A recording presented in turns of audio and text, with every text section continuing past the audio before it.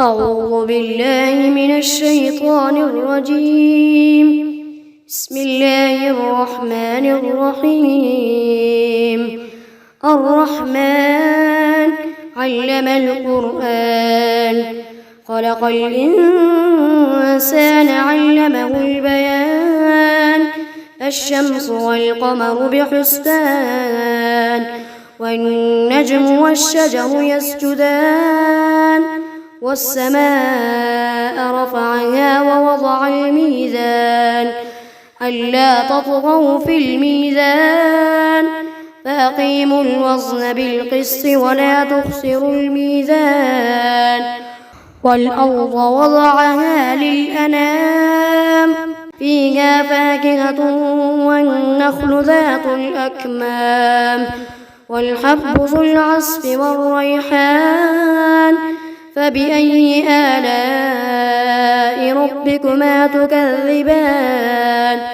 خلق الإنسان من صلصال كالفخار، وخلق الجان من مارج من نار.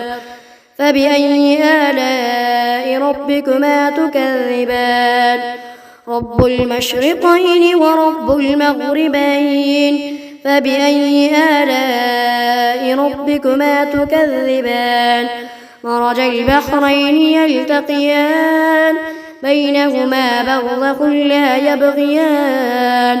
فبأي آلاء ربكما تكذبان؟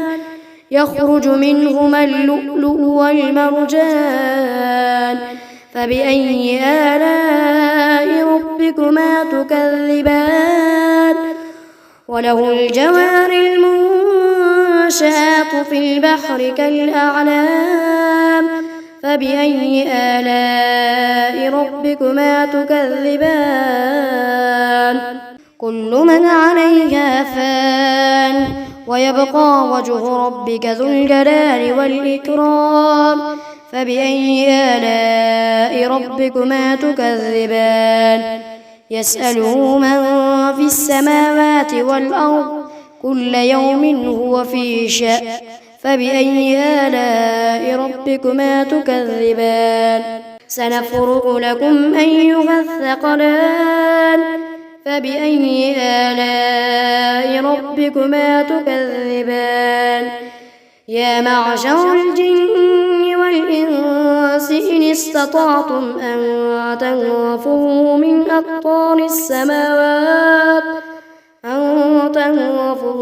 أقطار السماوات والأرض فانفذوا، لا تنفذون إلا بسلطان. فبأي آلاء ربكما تكذبان؟ يرسل عليكما شواظ من نار ونحاس فلا تنتصران. فبأي آلاء ربكما تكذبان؟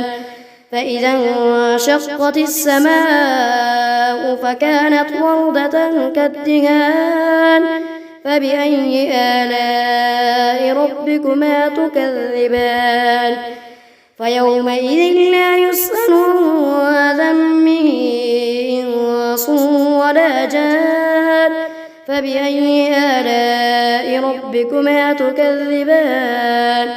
يعرف المجرمون بسيماهم فيؤخذ بالنواصي والأقدام. فبأي آلاء ربكما تكذبان؟ هذه جهنم التي يكذب بها المجرمون، يطوفون بينها وبين حميم آن. فبأي آلاء ربكما تكذبان؟ ولمن خاف مقام ربه جنتان. فبأي آلاء ربكما تكذبان؟ ذواتا أفنان. فبأي آلاء ربكما تكذبان؟ فيهما عينان تجريان. فبأي آلاء ربكما تكذبان؟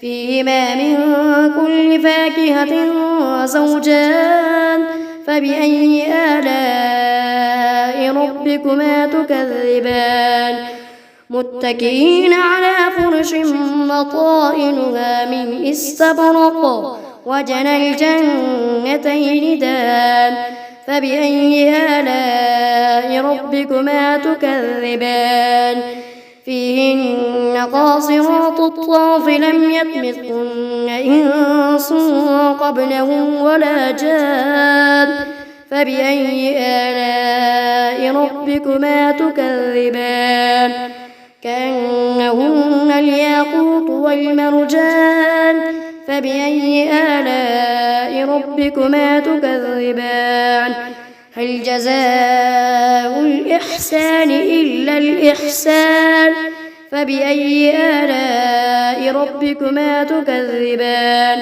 ومن دونهما جنتان فبأي آلاء ربكما تكذبان مدهامتان فبأي آلاء ربكما تكذبان فيهما عينان نضاختان فبأي آلاء ربكما تكذبان فيهما فاكهة ونخل ورمان فبأي آلاء ربكما تكذبان فيهن خيرات حسان فبأي آلاء ربكما تكذبان حور مقصورات في الخيام فبأي آلاء ربكما تكذبان لم يطمثهن إنس قبلهم ولا جان